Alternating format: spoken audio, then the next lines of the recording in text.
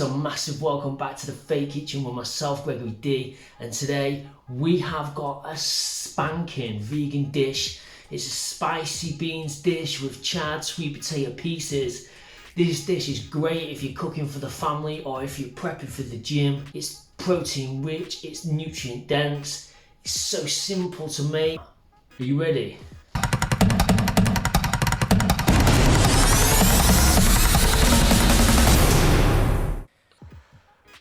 Okay, so we're going to start this party off with the humble sweet potato because these take the longest to cook, so common sense might say that might be a good idea to get them on first.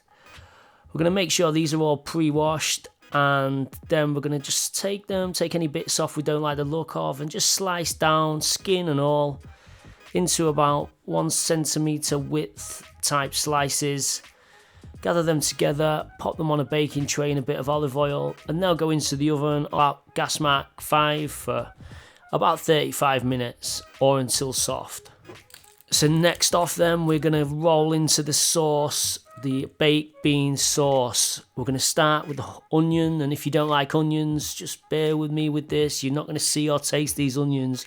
They're just going to add amazing flavour. We're going to dice these up really fine. So we just slice down and then across and then through to get nice little bits of onion.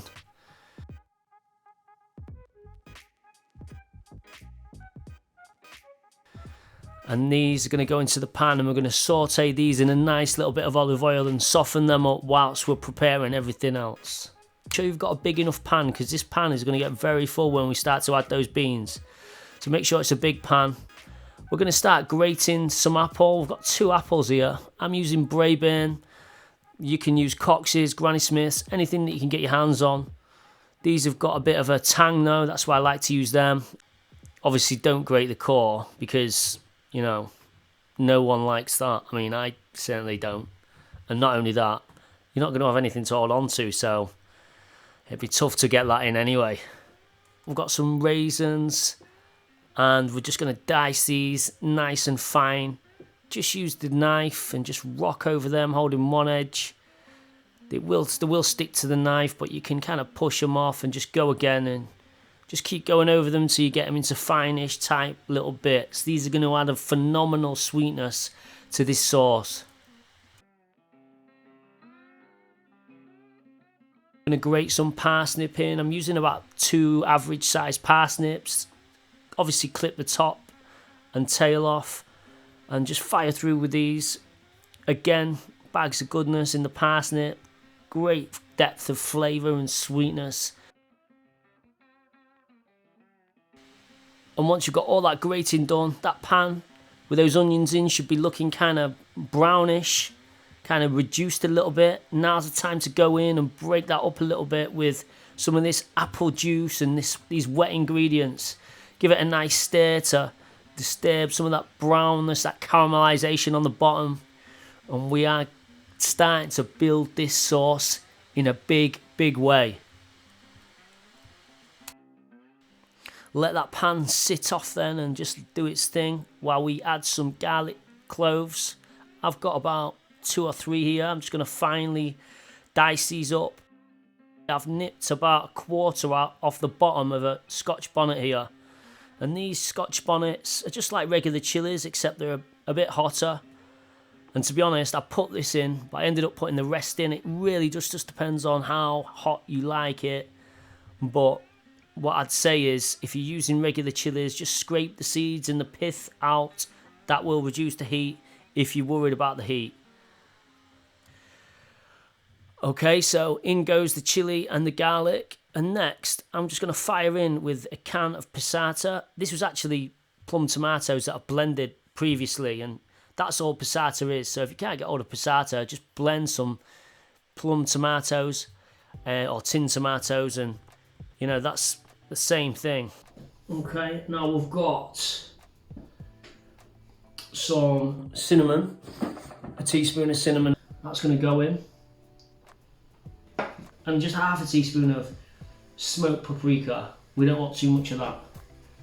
Throw those spices in, yeah, and just give it a nice little mix. Now, let's talk beans.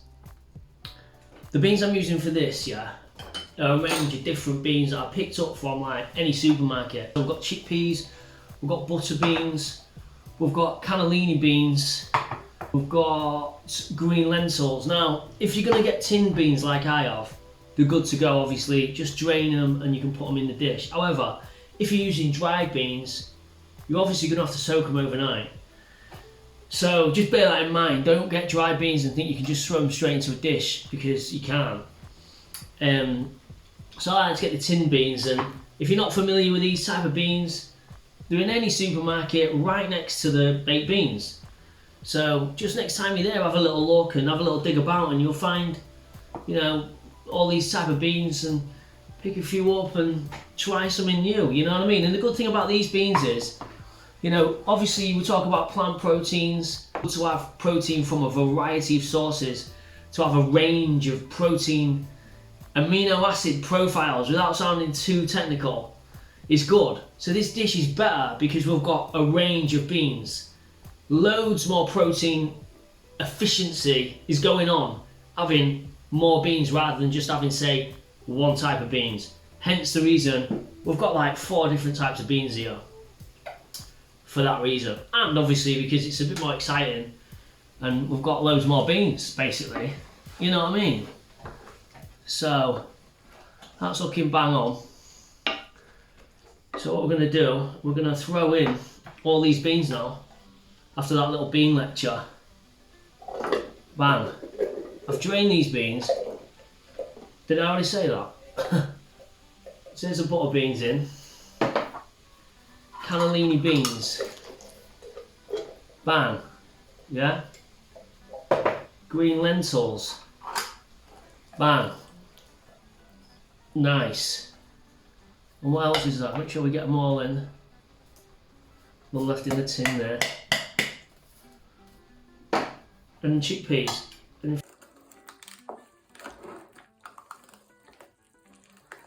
Boom. That's what I'm talking about. I'm going to season with a bit of salt. And then the final ingredient, okay, before we put the lid on, is a bit of a cheat really. Because we're keeping this vegan, getting that smokiness flavour is not straightforward. Okay, normally I'd use maybe some bacon or something like that to get that smokiness, but because we can't do that, we either have to use liquid smoke, which you can't seem to buy anywhere in England. I don't think I've ever seen it in the supermarket. So I picked up this, okay, from Tesco, like 120. It's a smoky and sweet barbecue sauce, and we can just bang in a couple of tablespoons of this, and it just helps get us into that smoky territory with no bother. You know what I mean? What we need. Now this dish, this pot just needs time. It needs time, so we're going to cover this for, I don't know, maybe 20 minutes. Keep an eye on it though, on low. Just let it cook out. It's going to come together and it's going to be absolutely bang tidy. I promise you. A little bit of water to that, just to stop it burning. I'm saying about 150 mil, something like that. Last little leg of the cook. What we're going to do now is we're going to check on those sweet potatoes, which I have done actually. I prepared some earlier, and these I just roasted them exactly as I said I did. And I do like to get bigger sweet potatoes usually, because it makes this little process a little less time consuming.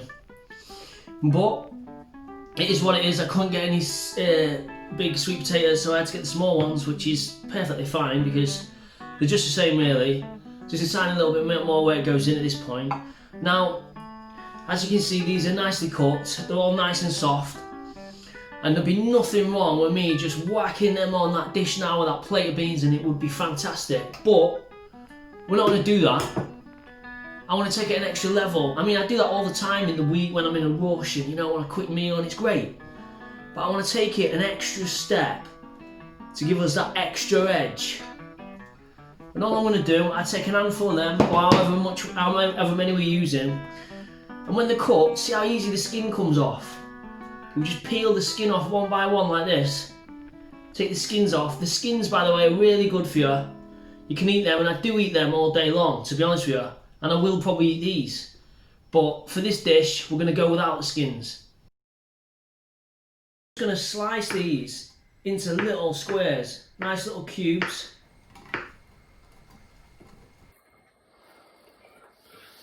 We're looking for these sweet potatoes. We're looking to almost like reactivate that sweetness. Like what happens with sweet potatoes is even though it's cooked, it's sweet, but it's even sweeter when it's caramelized. And we can generate that by just charring these off in this pan in a little bit of oil. These are going to be sensational. Spoon that on there. And beans look absolutely phenom. Phenom nom nom.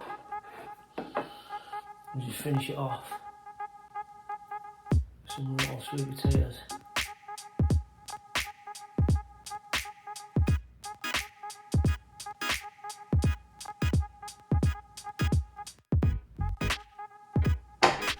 Just to set this off, it's just a shaving of lime. Just adds that freshness and that sharpness to contrast with the. This is the bit I always look forward to because, well, why not?